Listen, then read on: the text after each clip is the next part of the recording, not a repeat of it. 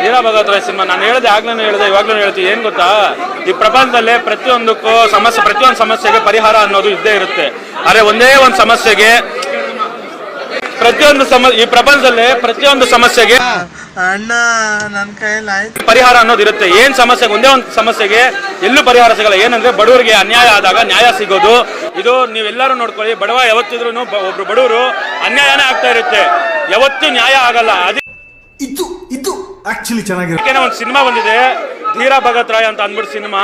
ಪ್ರತಿಯೊಬ್ರು ಬಂದ್ಬಿಟ್ಟು ಸಿನಿಮಾ ನೋಡಿ. ಏನಕ್ಕಂದ್ರೆ ಎಷ್ಟು ಹಿಂದೆಗಡೆ ಎಷ್ಟು ಕಷ್ಟ ಇರುತ್ತೆ. ನಾನು ಹೇಳ್ಬಿಡ್ತೀನಿ ಒಂದೇ ಸಲ, ನಾನು ಡೈಲಾಗ್ಸ್ ಅಲ್ಲಿ ಹೋಗ್ಬಿಡ್ತೀನಿ. ತುಂಬಾ ದಿನ ಆದ್ಮೇಲೆ ರಿವ್ಯೂ ಕೊಡ್ತಾ ಏನಕ್ಕೆ ತುಂಬಾ ದಿನ ಆದ್ಮೇಲೆ ರಿವ್ಯೂ ಕೊಡ್ತಾ ಇದ್ದೀನಿ ಅಂದ್ರೆ, ಒಂದೊಳ್ಳೆ ಕನ್ನಡ ಸಿನಿಮಾ ದೊಡ್ಡ ಟಕ್ಕರ್ ಇದೆ, ನಿಮ್ಗೂ ಗೊತ್ತು, ಎಲ್ಲಾರ್ಗೂ ಗೊತ್ತು. ಅಂತ ಟಕ್ಕರ್ ಅಲ್ಲಿ ಒಂದೊಳ್ಳೆ ಸಿನಿಮಾ ರಿಲೀಸ್ ಆಗಿದೆ. ಅದಕ್ಕೇನೆ ಹೇಳ್ತೀನಿ ನಾನು. ನೋಡಿ ಒಂದೇ ಮಾತು ಹೇಳ್ಬಿಡ್ತೀನಿ,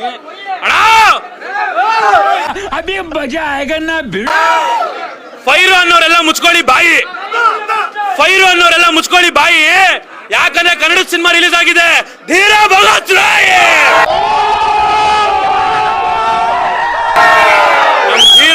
ಧೀರಾ ಭಗತ್ ರಾಯ್ ಸಿನಿಮಾ ರಿಲೀಸ್ ಆಗಿದೆ ನೋಡಿ. ಫೈರು ಇದೆಲ್ಲ ಬಾಯಿಗಳು ಮುಚ್ಕೊಂಡ್ಬಿಟ್ಟು ರಾಯ್ ಬಂದ್ಬಿಟ್ಟು ನೋಡ್ಬೇಕು ಧೀರಾ ಭಗತ್ ರಾಯ್ ಏನಕ್ಕೆ ಅಂತ ಅಂದ್ಬಿಟ್ಟು ಹೇಳ್ತೀನಿ ನೋಡಿ. ಅಣ್ಣ ಮದ್ವೆ ಆಗ್ಬೇಕಾದ್ರೆ ಕಟ್ತಾರೆ 3 ಗಂಟು, ಮದ್ವೆ ಆಗ್ಬೇಕಾದ್ರೆ ಕಟ್ತಾರೆ 3 ಗಂಟು.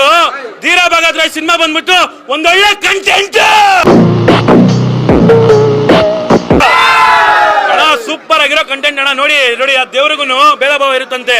ಆದ್ರೆ ನಮ್ ಸಂವಿಧಾನ ಬರೋ ಡಾಕ್ಟರ್ ಬಿ ಆರ್ ಅಂಬೇಡ್ಕರ್ ಅವರು ಹೇಳಿದ್ದಾರೆ, ಸಂವಿಧಾನಕ್ಕೆ ಮಾತ್ರ ಯಾವುದೇ ಭೇದ ಭಾವ ಇಲ್ಲ, ಯಾರೇ ಆಗ್ಲಿ ಎಲ್ಲ ಒಂದೇ. ಅದಕ್ಕೆ ನಾನು ಮಾತು ಹೇಳ್ತೀನಿ ಅಣ್ಣ, ನಿಮ್ ಮನ್ಸಲ್ಲಿಂದ ಎಲ್ಲ ಬಿಟ್ಬಿಡ್ರಿ ಜಾತಿ.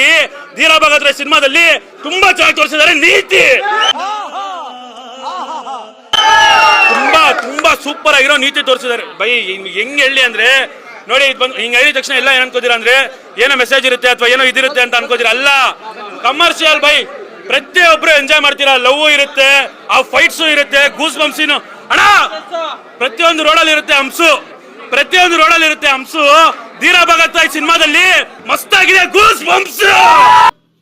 ಸಮುದ್ರವನ ಈ MTV ಸಿಟಿ ಯುಗದಲ್ಲಿ ಖುಷಿಯಾಗಿರುತ್ತೆ.